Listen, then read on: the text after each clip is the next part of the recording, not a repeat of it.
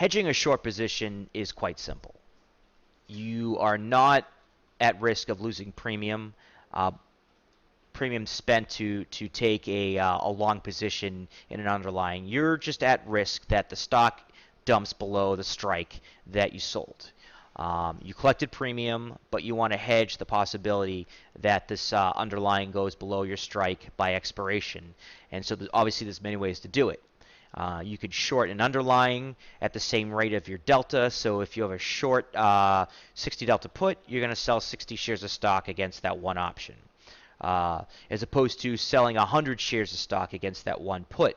Because in this situation, you're not trying to hold an underlying position and hedging that one-to-one with an option. You're hedging that option.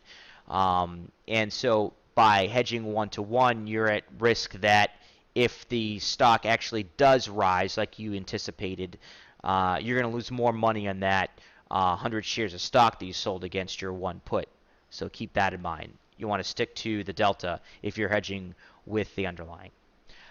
If you're hedging with an option, if you buy a put against your short put, are you going to stick within the same expiration? A high flyer might be moving around. You might not want to move on to another expiration because you're adding risk. You're also paying possibly more for the protection if you buy a further dated put against your short put. Maybe in a closer expiry, you're running into that. You're paying more for protection. You might do a diagonal spread. You might buy a shorter term expiration, higher strike put against your farther dated short put, maybe in a 3-month option. It just depends on what you're doing, depends on your position.